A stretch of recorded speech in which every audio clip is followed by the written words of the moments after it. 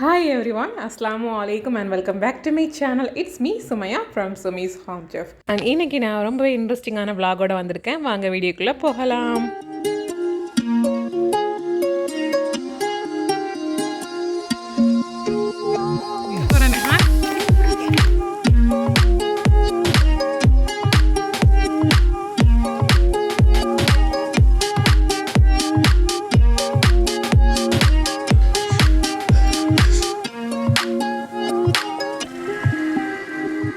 Friends, பீச்சில் மீன் பிடிக்க போகிறதுக்கு முன்னாடி நம்ம ஒரு சூப்பராக சீஸ் கேக் செஞ்சு ஃப்ரிட்ஜில் வந்து செட் பண்ண வச்சுட்டு போயிடலாம். அப்போ வந்து சாப்பிட்றதுக்கு செம்மையாக இருக்கும். ஸோ இப்போ வந்து 1/2 லிட்டர் பால், நல்ல கட்டியான பால் எடுத்துக்கோங்க. இதை வந்து நாம் இப்போ ஸ்டவ்வில் வச்சு ஹீட் பண்ணிக்கலாம். இதை நம்ம திரைய வச்சு எடுக்கணும். ஸோ வினிகர் வந்து கொதிக்கிற டைமில் ஆட் பண்ணி நம்ம திரைய வச்சுக்கலாம். இது ஒரு பக்கம் பாயில் ஆகட்டும்.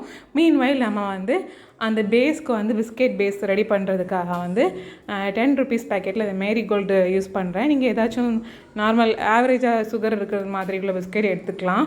இப்போ இதில் வந்து நம்ம முதல்ல ஒரு பேக்கெட் பொடிச்சிட்டு அப்புறமா திரும்ப நம்ம 2வது பேக்கெட்டையும் அதில் சேர்த்து பொடிக்கிறோம். அப்போ தான் வந்து நல்ல ஃபைனாக நமக்கு ரொம்ப ஃபைனாக பொடி பண்ணி கிடைக்கும். பாருங்கள், இந்த மாதிரி நல்ல மாவு மாதிரி பொடி பண்ணி வந்திருக்குது. இப்போ நம்ம ஸ்டவ்வில் வச்ச பாலும் நல்லா கொதித்து பொங்கி வந்துட்டுருக்குது. ஸோ இதை வந்து நம்ம இப்போ லோ ஃப்ளேமில் வச்சுட்டு இதில் கொஞ்சமாக வினிகர் சேர்த்துக்கலாம். ஜஸ்ட் ஒரு 1/2 டேபிள் ஸ்பூன் அந்த மாதிரி அளவுக்கு கொஞ்சமாக விட்டால் போதும். ஸோ விட்டுட்டு நம்ம நல்லா மிக்ஸ் பண்ணிக்கணும். அந்த மாதிரி மிக்ஸ் பண்ணும்போதே நமக்கு அது வந்து கம்ப்ளீட்டாக தெரிஞ்சு வந்துடும். பாருங்கள், இந்த மாதிரி இருக்குது.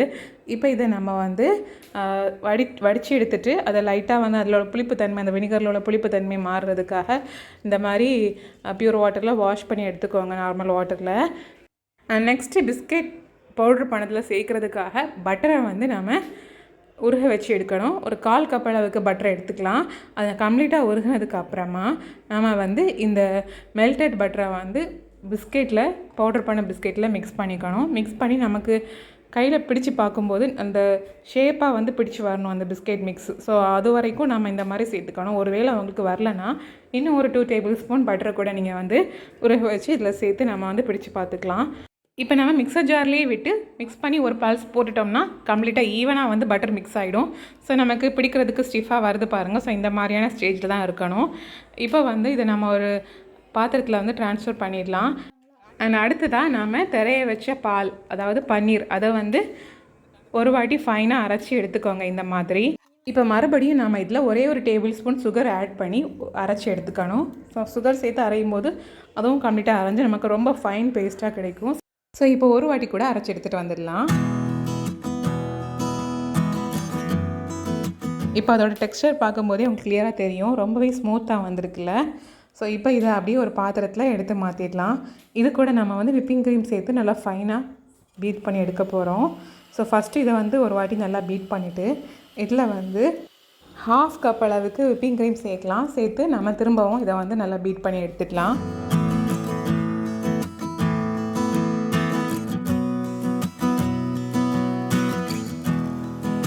அவ்வளோதான், இப்போ நமக்கு சீஸ் கேக்குக்கான க்ரீம் சீஸ் தயாராக இருக்குது.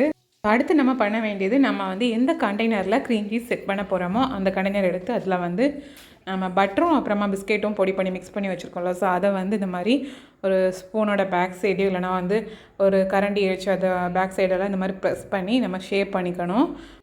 இப்போ நம்ம பீட் பண்ணி வச்சுருக்க க்ரீம் சீஸை அந்த இடத்துல விட்டுக்கலாம். அதாவது அந்த பிஸ்கெட் பேஸ் மேலே விட்டுட்டு நாம் அதை ஃப்ரிட்ஜில் வந்து ஒரு 2 to 3 ஹவர்ஸ் வந்து செட் பண்ண விடணும்.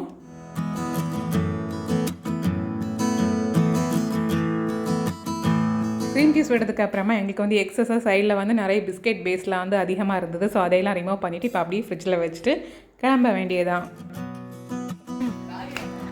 எங்கே போகிறேன்னு சீஸ் கேக் வந்து சாப்பிடும்போது ரொம்பவே சூப்பராக இருக்க போகுதுன்னு நினைக்கிறேன். ஓகே, இப்போ நாங்கள் வந்து 3 ஸ்கூட்டிலேயே வந்து போக போகிறோம். நாங்கள் கிளம்பும்போது அஸ் யூஷுவல் ரொம்பவே எதிர்பார்ப்போடு தான் கிளம்புறோம். அங்கே போய் பார்க்கலாம், மீன் கிடைக்குதா கிடைக்கலையா, என்ன மீன் கிடைக்குது அப்படின்னு சொல்லிட்டு நம்ம அங்கே போனதுக்கு அப்புறமா ட்ரை பண்ணி பார்க்கலாம். அண்ட் ஃப்ரெண்ட்ஸ், அங்கே போயிட்டுருக்கும் போதே வியூ வந்து வேறு லெவலில் இருக்கும். அதுவும் அங்கே தெரியுது பாருங்கள், அதான் அங்கே பீச். So Kanyakumari beach. இது வந்து கன்னியாகுமரி பீச்சோட ஒரு சைடு, அதாவது சன்செட் பாயிண்ட்னு சொல்லுவோம். இந்த ஏரியா பார்த்திங்கன்னா சிலுவை நகர். ஸோ இங்கே வந்து இந்த வழியாகவும் போகலாம். நம்ம கன்னியாகுமரி மெயின் பீச் வந்து அங்கே அந்த சைட்லேருந்து நம்ம இந்த இடத்துக்கு வரலாம். பட் அந்த வழியாக வரதா இருந்தால் கொஞ்சம் சுற்றி வரணும். இது வந்து கொஞ்சம் ஷார்ட் ரூட் சொல்லலாம். எங்களுக்கு இந்த வழியாக வர்றது இந்த சிலுவை நகர் வழியாக. ஸோ நம்ம இந்த பக்கம் தான் போயிட்டுருக்கோம் ரைட் சைடில். இங்கே எதுக்காக வந்து இந்த சைடில் எதுக்காக மீன் பிடிக்க வரோன்னா, இந்த பக்கம் வந்து டூரிஸ்ட் ரொம்ப கம்மியாக இருப்பாங்க. அதாவது நாங்கள் வந்திருக்க டைம் வந்து மத்தியானம் லஞ்சு முடிச்சுட்டு நம்ம சீஸ் கேக் ரெடி பண்ணிவிட்டு ஒரு 3 மணி போல் தான் கிளம்பியிருக்கோம். ஸோ வந்து நமக்கு இந்த டைமில் அதிகமாக வந்து சன்செட் பாயிண்டில் வந்து அதிகமாக ஆட்கள் இருக்க மாட்டாங்க. ஒரு 5 o'clock அந்த மாதிரி. அதுக்கப்புறமா தான் வருவாங்க. ஸோ அதுக்கு முன்னாடி நம்ம வந்து கிடைக்கிற மீனை பிடிச்சிட்டு கிளம்ப வேண்டியதான். இப்போ வந்து சபரிமலை அந்த சீசன் அப்படிங்கிறதுனால நிறைய வந்து கன்னியாகுமரி பீச்சுக்கு நிறைய பக்தர்கள்லாம் வருவாங்களோ. ஸோ அதனால் வந்து நிறைய கடைகள் வந்து இப்போ ஓப்பன் பண்ணிகிட்ருக்காங்க. நிறைய தார்பால்லாம் போட்டு நிறைய சின்ன சின்ன கடைகள் நிறைய பஸ்ஸஸ்லாம் வந்துருக்குது. அந்த ட்ரிப்பு போகிறவங்க நிறைய பேர் வந்திருப்பாங்க. நம்ம வந்து அந்த கார்னரில் போகும்போது அங்கே வந்து அதிகமாக ஆட்கள் யாருமே இருக்க மாட்டாங்க. ரொம்ப ப்ரைவசியாக இருக்கும். ஸோ நம்ம இப்போ அங்கே போனதுக்கு அப்புறமா பார்க்கலாம். அண்ட் இந்த வியூவும் ரொம்ப அழகாக இருக்கும். அதாவது இந்த பீச் சைடோடு அப்படி போகிறது, வாக்கிங் போகிறதுக்கும் அழகாக இருக்கும். அண்ட் ஆல்சோ ஸ்கூட்டியில் அப்படி பார்த்துட்டே ரசிச்சுட்டே போகிறதும் ரொம்ப அழகாக இருந்தது.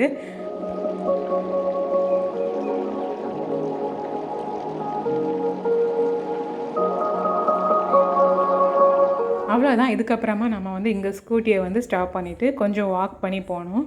அதாவது கீழே கொஞ்சம் இறங்கி போகணும். அங்கே போனதுக்கப்புறமா நம்ம வந்து மீன் பிடிக்க வேலையில் இறங்கலாம்.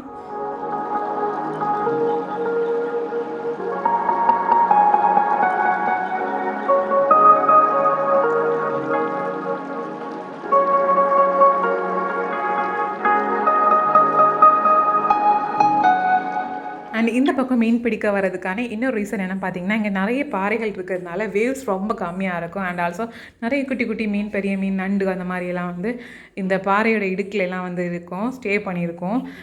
ஸோ அதனால் வந்து நாம் இந்த சைடில் வந்திருக்கோம். இங்கெல்லாம் நிறைய நண்டு இருக்குது. பட் நம்ம பக்கத்தில் போனதும் எல்லாம் பாறையோட அடியில் வந்து போய் பதுங்கிடுச்சுது. அந்த பக்கம் நிறைய மீன் போகுது, கௌரா எல்லாம் தெரியுது.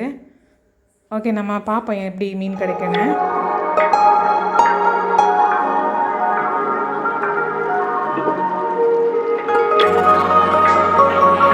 சார் பார்த்திங்கன்னா நம்ம அலையை ரசிச்சுட்டு இருக்க கேப்பில் நம்ம காலிலே கடிக்கிறதுக்கு ட்ரை பண்ணிட்டாங்கன்னு நினைக்கிறேன். மேலே வேறு ஏறி வந்துட்டாங்க.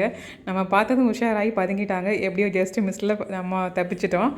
ஓகே, இப்போ வந்து நாங்கள் மீன் பிடிக்கிறதுக்கு வீட்டில் வந்து ஃபிஷ் டேங்கில் போடுறதுக்கான சின்ன நெட் இருந்தது. அதுவும் அப்புறமா வீட்டில் ரெடி பண்ணோம் ஒரு நெட்டு, பெரிய நெட், அதையும் எடுத்துகிட்டு வந்திருக்கோம். பார்ப்போம் இந்த நெட்டில் என்ன மீன் கிடைக்குதுன்னு பார்ப்போம். கொஞ்சம் ரைஸ் எடுத்துகிட்டு வந்திருந்தோம். பட் அந்த ரைஸ் வந்து கடலில் போடும்போது அங்கேயே இருக்காது, வேவில் அங்கே எங்கேயா போயிடும். ஸோ பார்ப்போம் எப்படி நமக்கு மீன் கிடைக்குதா இல்லையான்னு. அண்ட் இந்த பிளேஸை சுற்றி பார்த்திங்கன்னா பக்கத்தில் யாருமே இருக்க மாட்டாங்க. நாங்கள் மட்டும் தான் இங்கே இருக்கிறோம். இதான் நான் ஃபஸ்ட்லேயும் மென்ஷன் பண்ணியிருந்தேன். ஏன்னா வந்து இங்கே வந்து வேவ்ஸ் அதிகமாக வராது. ஸோ மோஸ்ட்லி டூரிஸ்ட்டு இந்த மாதிரி பீச்சுக்கு வரவங்கெல்லாம் வேவ்ஸில் தானே விளையாடணும்னு ஆசைப்படுவாங்க. ஸோ அதனாலேயே வந்து இந்த ஏரியாவில் அதிகமாக வரமாட்டாங்க. அண்டு அதனால தான் இங்கே மீனும் அதிகமாக இருக்குது, வேவ்ஸ் வராமல் இருக்கிறதுனால. ஆனாலுமே கொஞ்சம் குட்டி குட்டியாக வந்து தண்ணி வந்துட்டு போயிட்டு தான் இருந்தது. அதில் வந்து மீன் பிடிக்கிறது ரொம்பவே சிரமமாக இருந்தது. அதாவது மீன் நம்ம வந்து பிடிக்கிறதுக்குன்னு போகும்போது ஒரு வேவ் இந்த மாதிரி வரும். அடுத்ததாக வேவ்ஸ் போனதுக்கப்புறமா நம்ம பார்த்த மீன் இருக்காது அந்த இடத்துல. ஸோ அந்த மாதிரி ரொம்ப டைம் எடுத்தது மீன் பிடிக்கிறதுக்கு. ஸோ வந்து ரொம்ப நேரம் ட்ரை பண்ணிகிட்டே இருந்தோம். ஒவ்வொருத்தங்களாக கொஞ்சம் கொஞ்சம் டீப்பாக போய் தேடிட்டு இருந்தோம். சில மீன் கூட்டங்கள் அந்த பக்கம் வந்துட்டு இருந்தது. அதே மாதிரி கிராபெல்லாம் பார்த்திங்கன்னா அந்த வால் ஃபுல்லாக நிறைய இருக்குது. நான் வந்து மீன் பிடிக்க ட்ரை பண்ணும்போது எனக்கு ஒரு கிராப் கிடச்சிது. ஸோ அதை நான் வந்து ஃபைனலாக காமிக்கிறேன். ரொம்ப நேரமாக நெட்டு போட்டுகிட்டே இருந்தேன், வலை போட்டுகிட்டே இருந்தேன், கிடைக்கவே இல்லை. ஸோ அதனாலேயே நான் வந்து ஏதாச்சும் கிடைக்கட்டும் அப்படின்னு சொல்லிட்டு பாறையோட இடுக்கில் அந்த மாதிரி நெட்டை வந்து அப்படி போட்டு எடுத்துகிட்டு இருக்கும்போது தான் எனக்கு வந்து அந்த பெரிய நண்டு ஒன்று கிடச்சிது. ஸோ அதை நம்ம வீட்டில் எடுத்துகிட்டு போய் அதுக்கு வீடெல்லாம் செட் பண்ணி வைக்கலாம். அப்புறமா வந்து இந்த பக்கம்லாம் ஃபுல்லாக வந்து நிறைய டைகர் ஃபிஷ், அப்புறமா கௌரா ஃபிஷ்லாம் வந்துட்டு இருந்தது. பட் அதில் எதுவுமே எனக்கு கிடைக்கல. ஒரே ஒரு குட்டி மீன் கிடச்சிது. பார்க்குறதுக்கு அந்த மெர்க்குரி மாதிரி ஷைனிங்காக சில்வர் கலரில் சூப்பராக இருந்தது. ஸோ அதை நாங்கள் எடுத்ததுமே மெர்க்குரின்னு பேர் வச்சுட்டோம். அந்த மாதிரி க்யூட்டாக இருந்தது. நிறைய குட்டி குட்டியாக கூட்டமாக வந்தது. ஒரு 5-6 அந்த மாதிரி நம்பர்ஸில் வந்தது. அது மீனே எனக்கு கெஸ் பண்ண முடியலை. அதுக்குள்ளாடி அது போயிடுச்சு. ஸோ அதில் தான் நான் ஒன்று பிடிச்சிருந்தேன். இந்த மாதிரி தான் ரொம்ப நேரமாக ட்ரை பண்ணிகிட்டே இருந்தோம். ஒவ்வொருத்தங்களாக போய் ஏதாச்சும் மீன் கிடைக்குமான்னு சொல்லிட்டு. ஸோ இதில் என்னெல்லாம் கிடச்சி அப்படிங்கிறத நான் தண்ணியிலேருந்து வெளியே வந்ததுக்கு அப்புறமா காமிக்கிறேன். அண்ட் ஃப்ரெண்ட்ஸ் மீன் பிடிச்சிட்ருக்க ஆர்வத்தில் டைம் போகிறதே தெரியலை. இப்போ சரியாக 4:30 இருக்கும். ஸோ இன்னும் நம்ம அதிக நேரம் இருக்க இன்னும் ஆட்கள் வர ஆரம்பிச்சிருவாங்க சன்செட் வியூலாம் பார்க்குறதுக்கு. ஸோ நம்ம இப்போமே கிளம்புறது தான் நல்லது. அண்ட் நம்ம பிடிச்சிருக்க மீன் பார்த்திங்கன்னா இதுதான் நான் சொல்லியிருந்தேன், மெர்க்குரி ஃபிஷ். அதுக்கப்புறமா சங்கு, அதாவது உள்ள ஸ்னெயில் இருக்குன்னு சொல்லுவாங்களா, அதில் 2 பிடிச்சிருந்தேன். அப்புறமா வந்து இந்த கிராப், இதுதான் வந்து மீன் பிடிக்கும்போது வலையில் மாட்டினது. ஸோ இதையும் நம்ம எடுத்துகிட்டு போய் ஃபீட் பண்ணி வீடு செட் பண்ணலாம் அப்படின்னு சொல்லிட்டு இதையும் எடுத்து வச்சுருக்கோம். இப்போ நாங்கள் கிளம்ப போகிறோம். ஸோ கிளம்புனதுக்கு அப்புறமா மீனெல்லாம் வந்து தண்ணி மாற்றி எடுத்து விடணும். கொஞ்சம் தண்ணி சால்ட் வாட்டரும் எடுத்து வச்சுருக்கோம், கொஞ்சம் கடல் பாசியும் எடுத்து வச்சுருக்கோம். இது எல்லாமே அங்கே போய் செட் பண்ணுறதுக்கு. வீட்லேருந்து பெரிய மீன்லாம் பிடிக்கலான்னு ஆசையாக கிளம்புனோம். பட் எங்களுக்கு வந்து ரொம்ப குட்டி மீன் தான் கிடச்சிது. அண்ட் ஆல்சோ நண்டு கொஞ்சம் பெருசாக இருந்தது. கண்டிப்பாக அது வந்து பார்ப்போம் எப்படி. நண்டு வந்து இது வரைக்கும் வளர்ந்ததெல்லாம் கிடையாது, வாங்கி சாப்பிட்டு தான் இருக்கோம். ஸோ ட்ரை பண்ணலாம் எப்படி வளருது அப்படின்னு சொல்லிட்டு. அதுக்கு ஃபீட் பண்ணதெல்லாம் பார்க்கணும் எப்படின்னு. இனி தான் போய் வந்து நெட்டில் சர்ச் பண்ணி என்னெல்லாம் சாப்பிடுன்னு எடுத்து பார்த்து ஃபீட் பண்ணணும். ஸோ எனிஹாவ் இவ்வளோ கிடச்சதே பெரிய விஷயந்தான். இப்போ நாம் வீட்டுக்கு வந்தாச்சு. ஸோ நண்டை வந்து செட் பண்ணி வைக்கிறதுக்கு முன்னாடி நம்ம வந்து சீஸ் கேக்கை ரொம்ப ஆர்வமாக எடுத்து இப்போ பார்த்துட்ருக்கோம். லைட்டாக அந்த கண்டெய்னரை வந்து லைட்டாக வந்து தட்டி விட்டாலே நமக்கு வந்து அந்த பீஸ் வந்து அப்படி உடையாமல் செட்டாக அந்த மாதிரி நம்ம கலத்தி எடுத்துக்கலாம். பிளாஸ்டிக்னால், இதுவே ஸ்டீல் கண்டெய்னர்னால் கொஞ்சம் கஷ்டம்தான். ஓகே ஃப்ரெண்ட்ஸ், இப்போ நம்ம இதை கட் பண்ணி சாப்பிட்டு பார்க்கலாம் எப்படி இருக்குன்னு சொல்லிட்டு. சாப்பிட்டு முடிச்சுட்டு நம்ம வந்து கிராபுக்கு வந்து ஒரு பாக்ஸ் வாங்க போயிருக்காங்க. அதை வந்து அதுக்கு வீடு மாதிரி செட் பண்ணுறதுக்காக. ஸோ அதை நம்ம 2வது பார்க்கலாம்.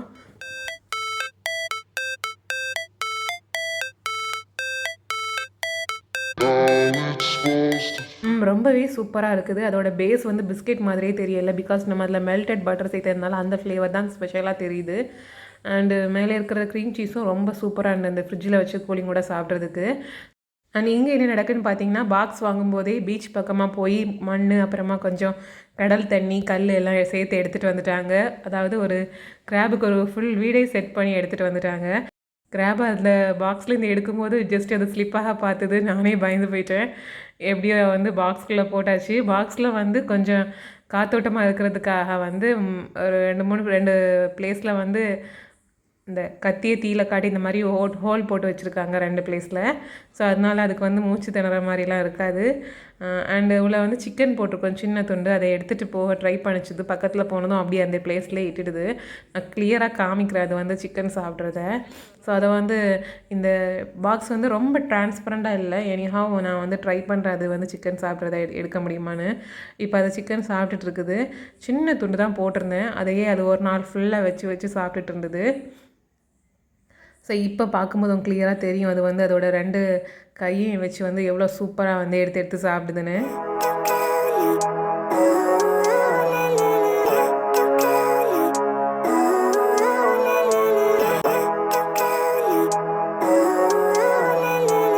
பார்க்கறதுக்கு ரொம்பவே அழகாக இருந்துச்சு. கொஞ்சம் நேரம் அதிலே தான் நானும் பசங்களும் வந்து சேர்ந்து பார்த்துட்ருந்தோம்.